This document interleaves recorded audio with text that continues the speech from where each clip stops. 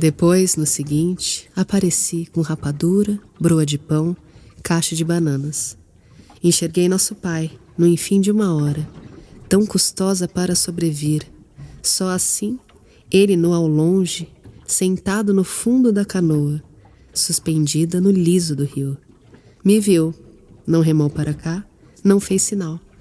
Mostrei-o de comer, depositei num oco de pedra do barranco, a salvo de bicho mexer e a seco de chuva e orvalho. Isso que fiz e refiz sempre, tempos afora. A gente acabou de ouvir, na voz da Thier, um trecho do conto A Terceira Margem do Rio, de João Guimarães Rosa, que foi publicado no livro Primeiras Histórias, de 1962. O protagonista desse conto, que é uma obra-prima da literatura brasileira, se encarrega de levar alimentos para o seu pai, que resolveu migrar para o meio do rio, onde ele passou a morar, numa canoa. A hospitalidade das águas é crucial para que o pai do narrador consiga habitar a terceira margem. É essa bela história que inspira A Terceira Margem do Reno, o podcast de literatura em língua alemã e francesa e suas ligações com o Brasil. O rio pode tanto ser acolhedor quanto destruidor. É através das suas águas que a agricultura floresceu e conseguiu manter grandes civilizações, mas também é a fúria das suas enchentes que pode levar grandes populações a passarem fome ou ficarem à deriva, desabrigadas. Por isso, o homem sempre tentou controlar as cheias e os cursos dos rios, para torná-los mais hospitaleiros aos caprichos humanos. O Vinícius Farjala, que é professor associado do Departamento de Ecologia do Instituto de Biologia da Universidade Federal do Rio de Janeiro, já é uma figurinha carimbada aqui no Terceira Margem do Reno. A gente chamou ele para falar sobre rios. Ouve só o que ele disse sobre as tentativas, ao longo da história, de controlar o rio Reno, que marca a fronteira da França com a Alemanha. Em partes intermediárias, ele foi drenado, as áreas alagáveis dele do entorno foram retiradas, ele foi canalizado, né? Então você tira todas aquelas áreas alagáveis e você transforma o rio apenas num canal central largo e profundo. Isso facilita, obviamente, a agricultura, a ocupação das margens, a construção de cidades, a garantia de que não haja inundação. Enfim, então boa parte do Reno, ele veio sofrendo uma série de impactos. O rio, então, mostra o seu poder. É ele que nos dá de comer, que nos acolhe e nos deixa, por vezes, navegar, permitindo a mobilidade humana. Além de tudo, o rio mostra que a ideia de fronteira é uma criação humana completamente arbitrária, pois é realmente possível conter as águas de um rio? Neste episódio, vamos tratar de comida, hospitalidade e migração, temas que estão interrelacionados. Primeiro, a gente vai descobrir um pouco do universo da alimentação brasileira nos livros do sociólogo Carlos Alberto Doria. A gente também vai aprender como é que o antropólogo Claude Lévi-Strauss analisou a revolução da espécie humana com a chegada do fogo e também como é que o Goethe todo esse tema no Fausto a partir de um mito descrito pelo Ovídio.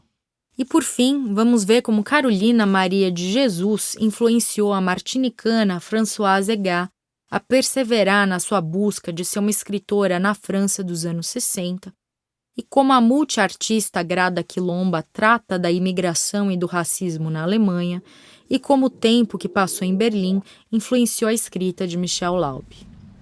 Embarque então com a gente nessa viagem que tem sotaque francês, inflexões em alemão e sonoridade brasileira. Juntos partiremos da terceira margem do Reno rumo ao horizonte sem fim da literatura.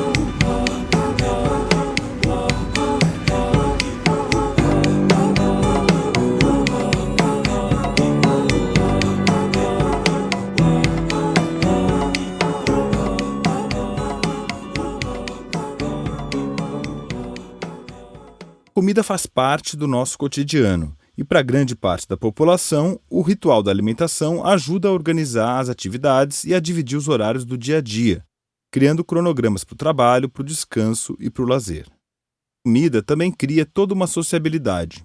Ao mesmo tempo que a alimentação pode ser representativa da cultura de uma comunidade, a sua própria existência também é ativa. Isso quer dizer que o ato de comer é capaz de modificar os hábitos e, com eles, as tradições de um local. Tudo aqui importa. O horário das refeições, a escolha dos ingredientes, o modo de preparo, a apresentação estética, a ordem dos pratos, a atenção e o cuidado com a saúde. Nem precisa cozinhar para saber da importância de cada detalhe.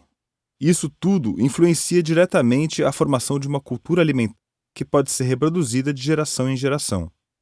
Essa cultura alimentar também pode ser replicada em outros países, dando origem a novas receitas, combinações e inspirações. Na tradição dos grandes teóricos que se dedicaram a abordar a cultura brasileira, como Gilberto Freire e o Câmara Cascudo, o sociólogo Carlos Alberto Doria é um grande especialista em alimentação no nosso país.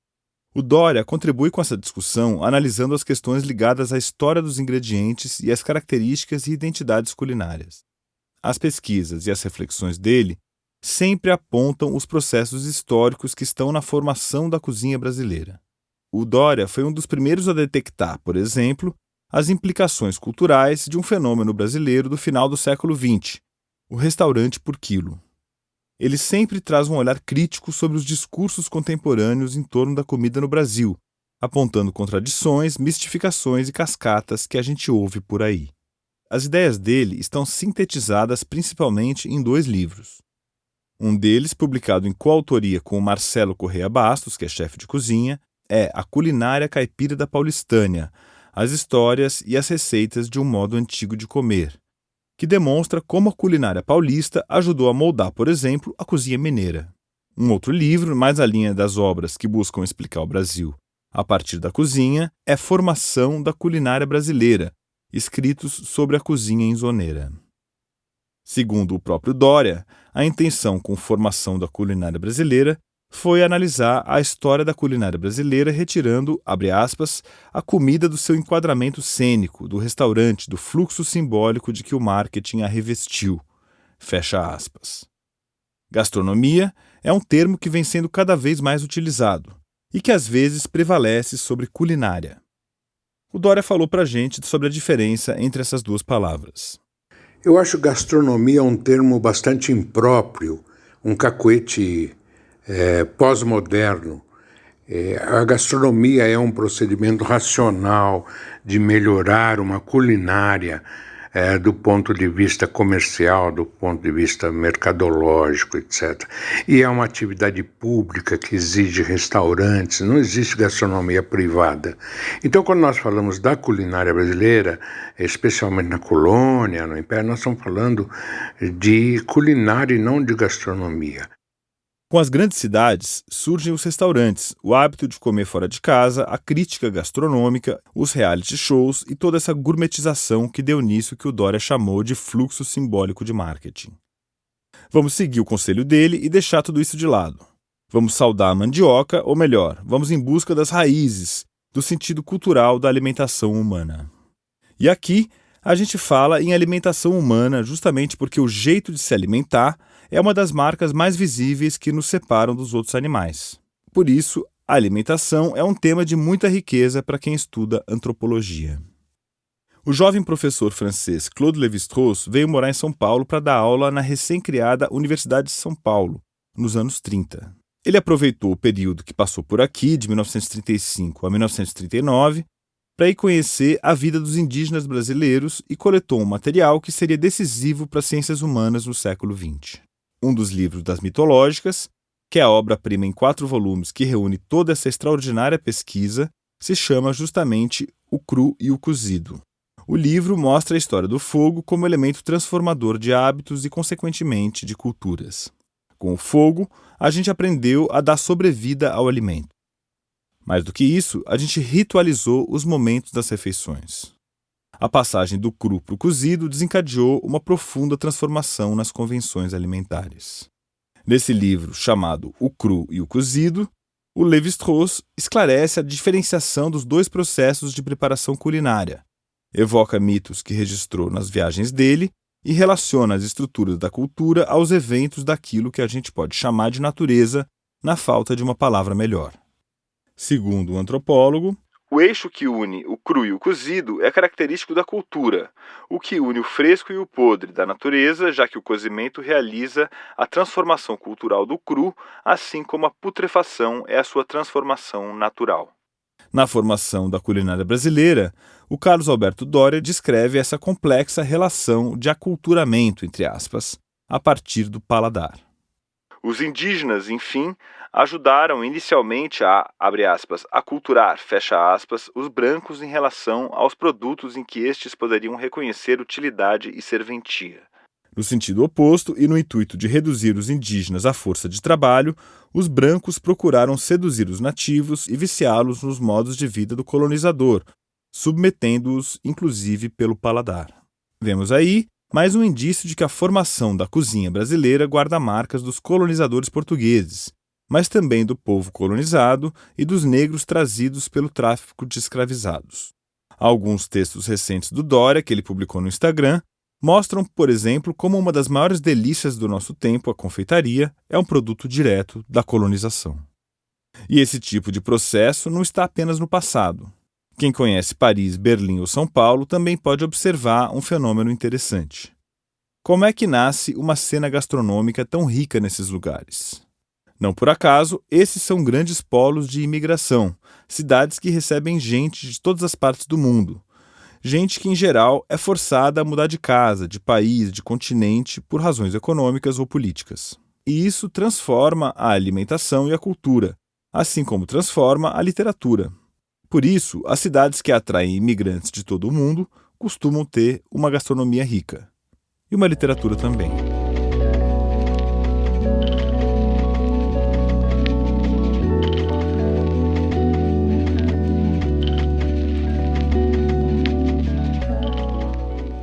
Tudo isso tem muito a ver com o tema da hospitalidade. E aqui a gente não está falando sobre hotelaria, mas sobre como recebemos os imigrantes. Um tema central no momento histórico que a gente está vivendo.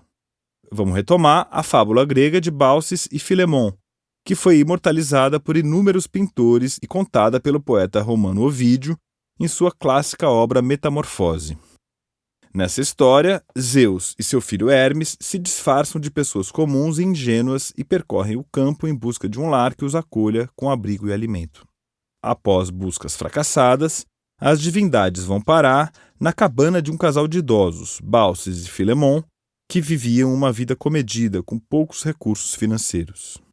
Sem reconhecer as divindades, Baucis e Filemon fazem as honras da casa para Zeus e Hermes, servindo-lhes vinho e comida.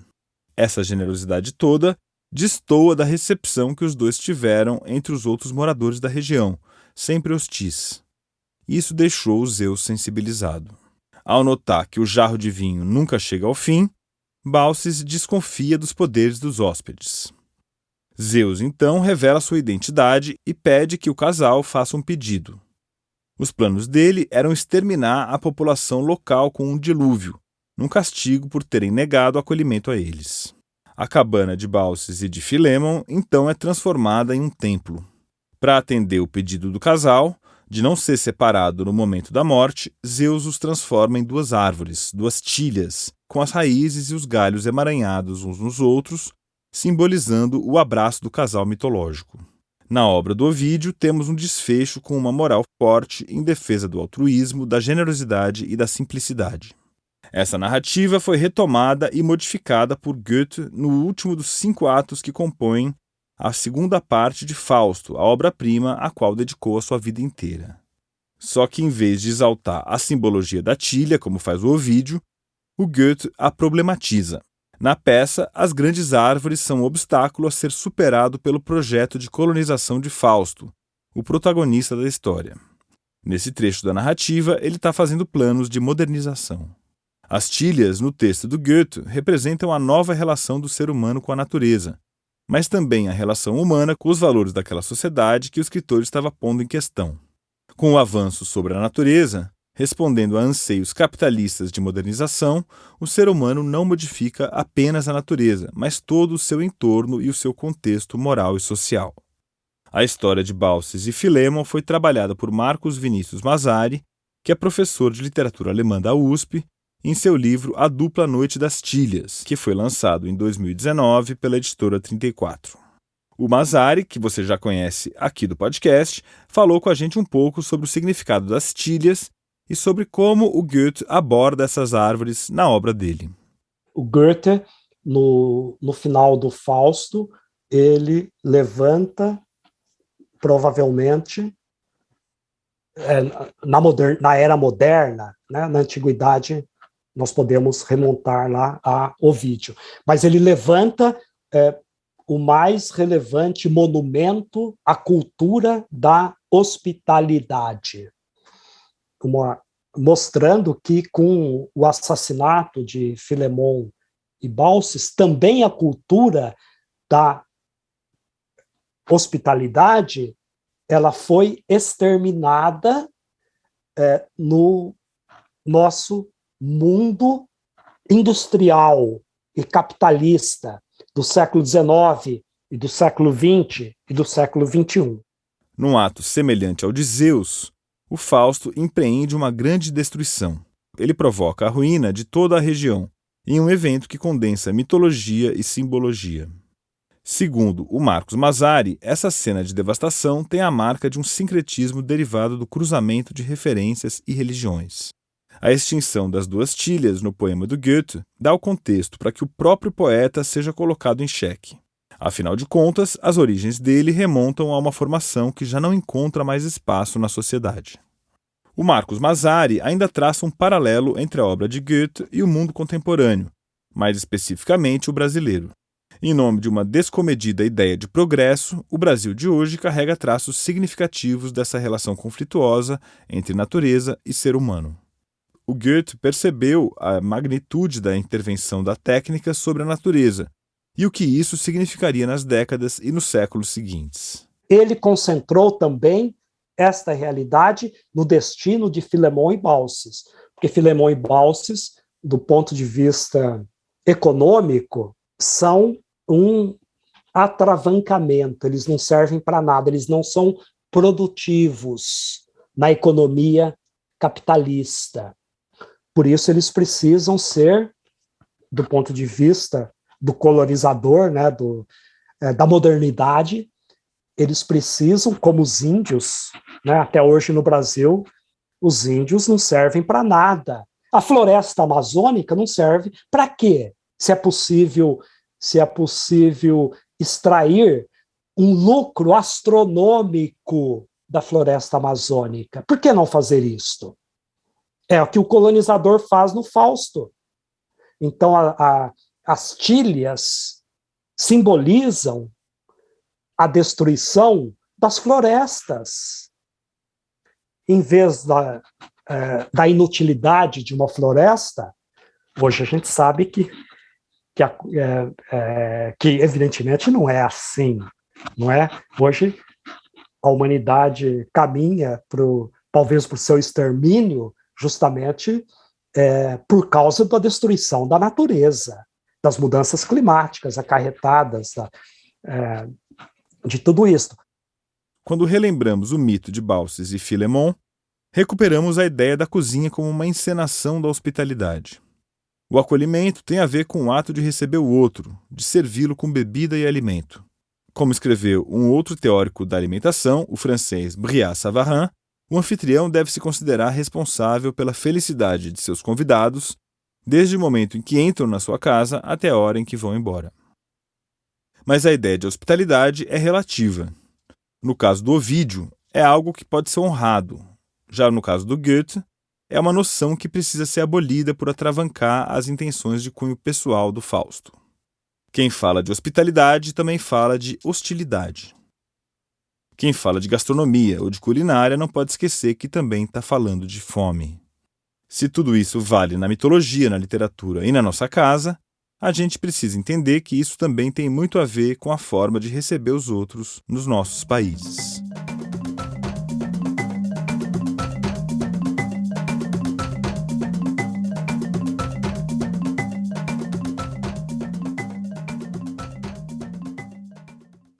Depois de falar de hospitalidade, precisamos agora falar de migração.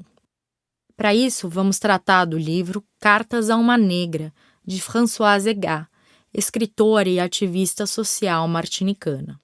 Egat viveu grande parte da sua vida em Marsella, onde conheceu o marido, que também veio das Antilhas Francesas e que foi à França ocupar um posto de militar.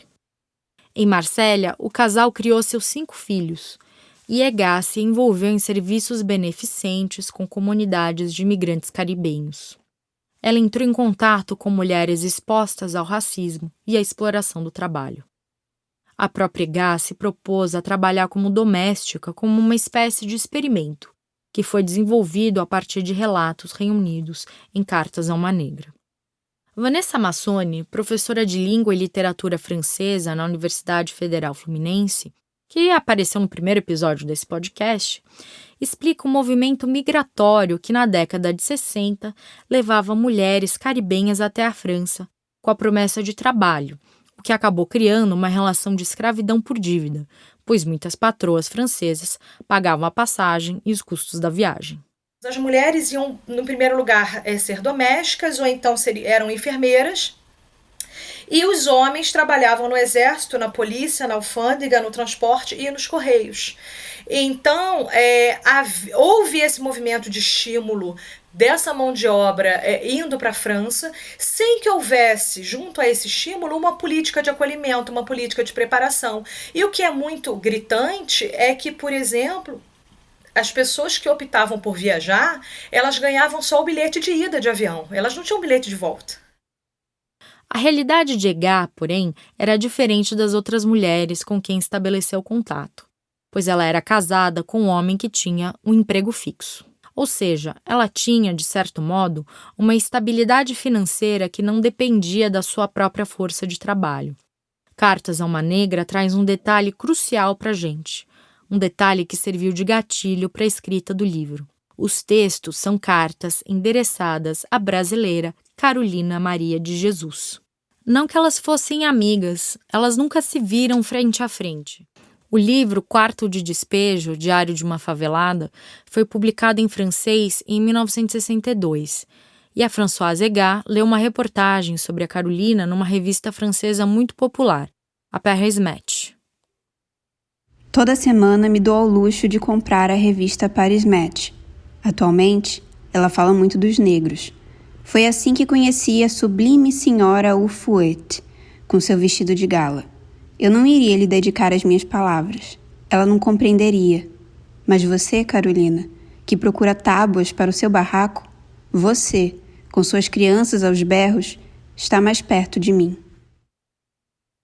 Nem a Carolina e a Françoise chegaram a se conhecer, nem as cartas da Françoise foram lidas pela Carolina. Mas essa correspondência imaginária, digamos assim, serviu para que Egá desabafasse os problemas e as frustrações cotidianas. Isso criou uma atmosfera de intimidade entre duas mulheres negras, aparentemente muito diferentes entre si. A Vanessa Massoni comenta a relação entre as duas autoras. A aproximação não se dá por uma afinidade intelectual.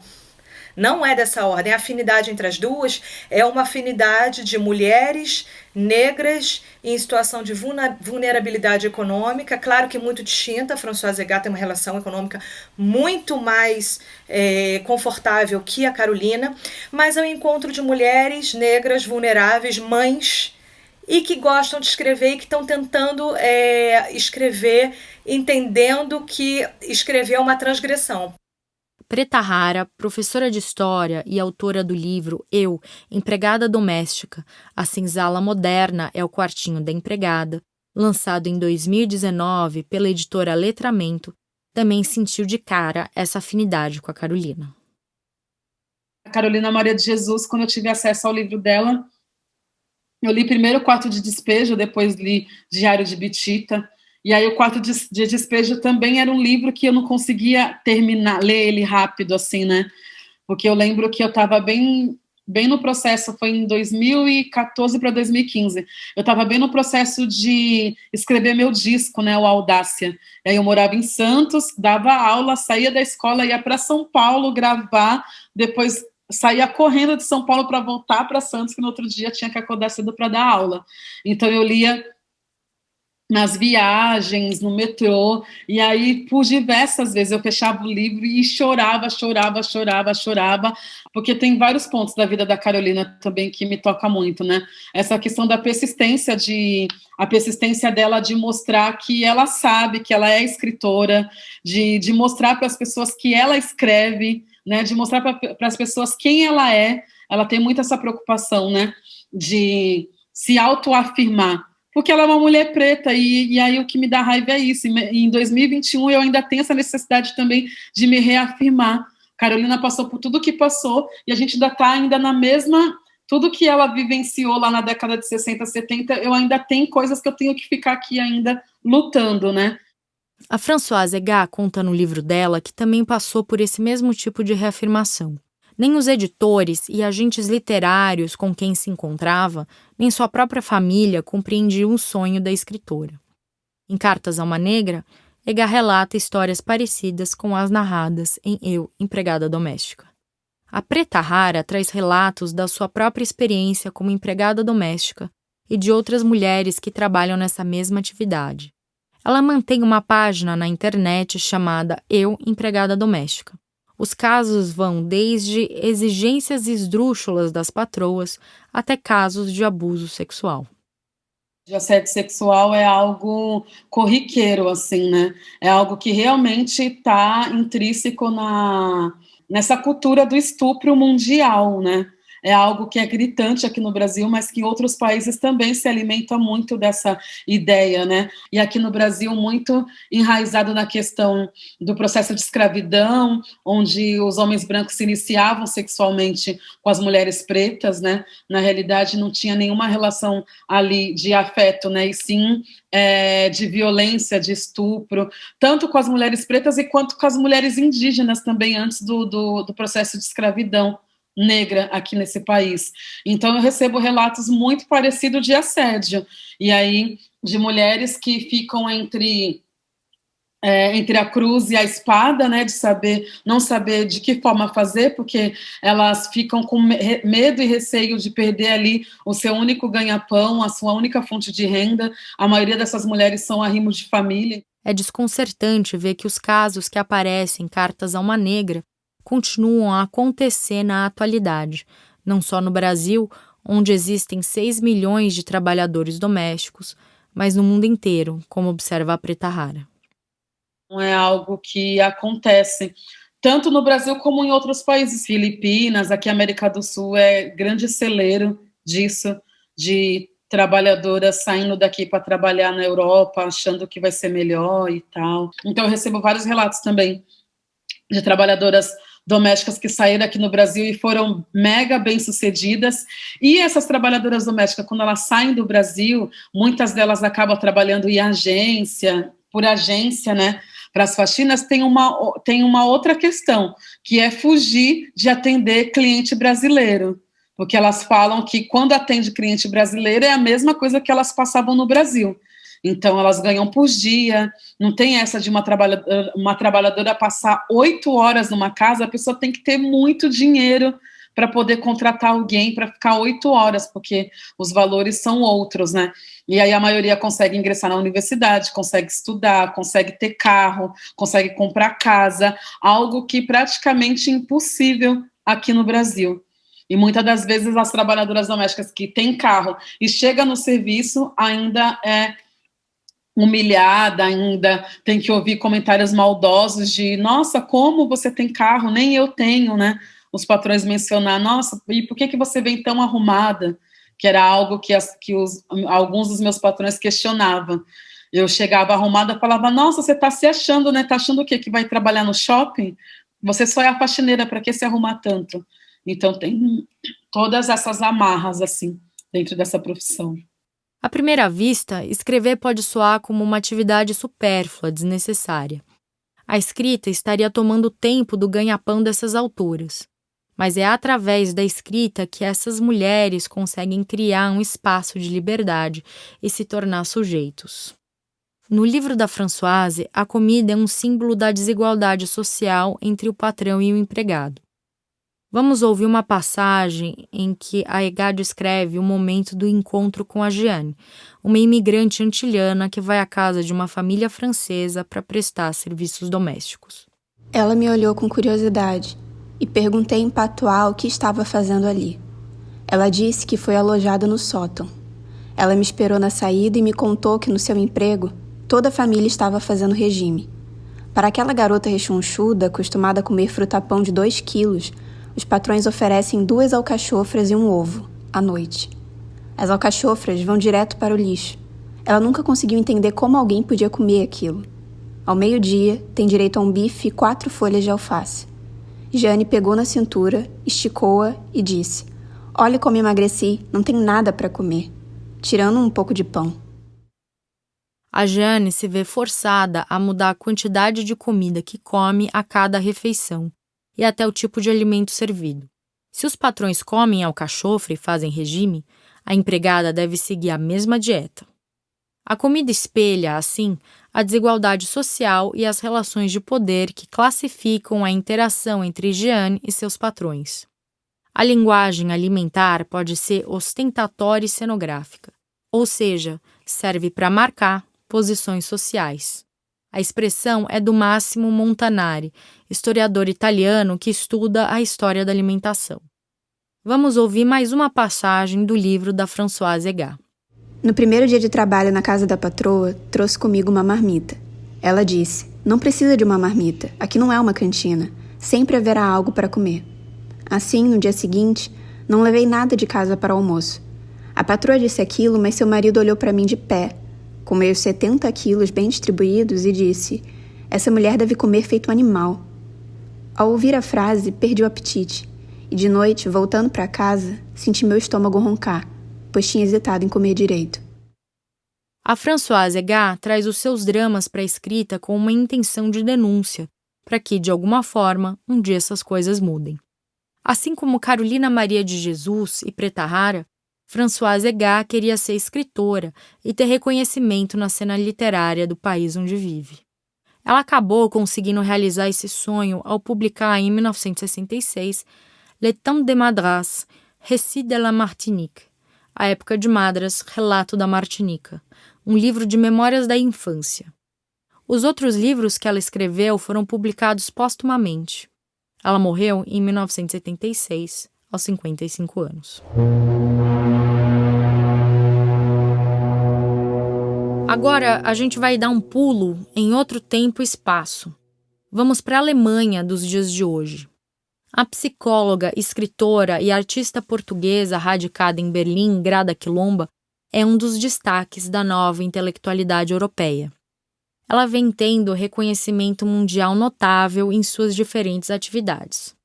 No Brasil, ela teve exposições de arte em importantes instituições e publicou Memórias da Plantação, Episódios de Racismo Cotidiano. O livro saiu pela editora Cobogó e foi campeão de vendas na Festa Literária de Paraty, a Flip, em 2019. É assim que a Grada define o ato da escrita. Escrever é, nesse sentido, uma maneira de ressuscitar uma experiência coletiva traumática e enterrá-la adequadamente. Em suas Memórias da Plantação, que foi escrito em alemão, a Grada Quilomba aborda sua experiência pessoal e cotidiana em situações corriqueiras na Alemanha onde vive. Os exemplos de racismo são inúmeros, e na maioria das vezes eles são velados, ficam escondidos na linguagem subliminar ou no entrave de algum procedimento burocrático. O termo cotidiano refere-se ao fato de que essas experiências não são pontuais. O racismo cotidiano não é um ataque único ou um evento discreto, mas sim uma constelação de experiências de vida, uma exposição constante ao perigo, um padrão contínuo de abuso que se repete incessantemente ao longo da biografia de alguém, no ônibus, no supermercado, em uma festa, no jantar, na família. Segundo ela, no racismo estão presentes de modo simultâneo 3 características. A primeira é a construção da diferença. Em seguida, as diferenças construídas estão inseparavelmente ligadas a valores hierárquicos. E, por fim, ambos os processos são acompanhados pelo poder histórico, político, social e econômico. Já a experiência do escritor Michel Laube foi bastante diferente, tanto pelo tempo que passou na Alemanha, quanto pelo fato de ser um homem brasileiro de origem judaica. Ele morou em Berlim por 1 ano, em 2021, durante a pandemia, e entrou em contato direto com a memória viva da cidade de onde seu pai migrou para o Brasil, fugindo do regime nazista. Ele contou pra gente como esse contato acabou tendo impacto na escrita do seu próximo livro. Nas ruas também você vê muita coisa desse tipo, né? Você vê monumentos em tudo que é lugar, ou mesmo na arquitetura aqui das ruas, né? Na disposição das praças, muitas das praças existem porque aqueles locais tinham sido bombardeados na guerra. Eu moro agora perto de uma parte bem importante do muro, bem simbólica, que foi a rua Bernauerstraße, a rua que existiam aquelas fugas, né, que os prédios, que a parte do muro que dividiu a cidade, ela era composta pelos próprios prédios. Então, um lado do prédio ia para o lado ocidental e os fundos iam para o lado oriental, por exemplo. Então, é uma coisa muito simbólica que você caminhando na rua, você tem essa noção, né? Você caminha, olha para o chão, para a calçada, e tem aquelas plaquinhas de sobreviventes de campos de extermínio, né? Que é uma coisa que um artista aqui começou a fazer, que hoje tem mais de 70 mil placas espalhadas, né? Na frente de edifícios em que pessoas foram retiradas pela Gestapo, por exemplo, para ser colocadas em trens para campos de concentração e tudo. Assim, eu estou pensando nas coisas que vou escrever agora no futuro, que eu já comecei a rabiscar e tal. É muito provável assim, que de algum modo tivesse a ver com esse tema, porque a gente está vivendo isso no Brasil também, né, de vários sentidos, e isso acaba influenciando a gente. Mas eu acho que o fato de estar em Berlim acabou sendo decisivo para, por exemplo, escolher um tema para o próximo livro e começar a trabalhar nisso. E o tema tem a ver com a questão, de novo, com a minha questão judaica e tudo. O fato de eu estar aqui, de eu ter um pai que veio daqui, que fugiu daqui antes da guerra, eu acho que acaba sendo decisivo nisso. O Michel também comentou que existe uma cena de autores brasileiros morando em Berlim ou visitando a cidade, como as poetas Angélica Freitas e Ana Martins Marques, e a ficcionista Noemi Jaffe. Um dos principais pontos de encontro do grupo é uma livraria que vende livros em português e italiano. O lugar se chama A Livraria. Esse circuito internacional é uma coisa meio Itamaraty, né? Quem está no exterior acaba se encontrando. Sempre para coisas muito pequenas, né? Assim, às vezes é um evento lá que tu vai, que tem 10 pessoas, né? Lá na Polônia eu fui, era um evento para 10, 15 pessoas e tudo. Você viaja até lá, pega 6 horas de trem e tudo, mas é assim, o mundo literário é um pouco assim, ele é muito restrito nesse sentido imediato, assim, de comparar com qualquer outra atividade que tenha repercussão pública hoje em dia, né? Qualquer influencer aí de Instagram, em um segundo tem mais público que qualquer escritor, né? Mas é assim que funciona, e eu acho que a longo prazo também essa especificidade da literatura, essa possibilidade de você falar com pouca gente, mas falar de uma maneira de dar atenção para poucas pessoas e conversar com aqueles leitores, e o próprio livro ser uma conversa sempre individual com cada leitor, eu acho que isso tende a ter um efeito de longo prazo maior que todas as outras coisas que a gente vive aí na vida, né? Sendo assim, ao analisarmos a história da gastronomia, a migração é um tema que não pode ficar de fora, pois está presente na forma como o ser humano se relaciona com o outro, com o diferente, seja acolhendo, na melhor das hipóteses, tolerando, ou, em outro extremo, repelindo aquele ou aquela que não é reconhecido como seu igual.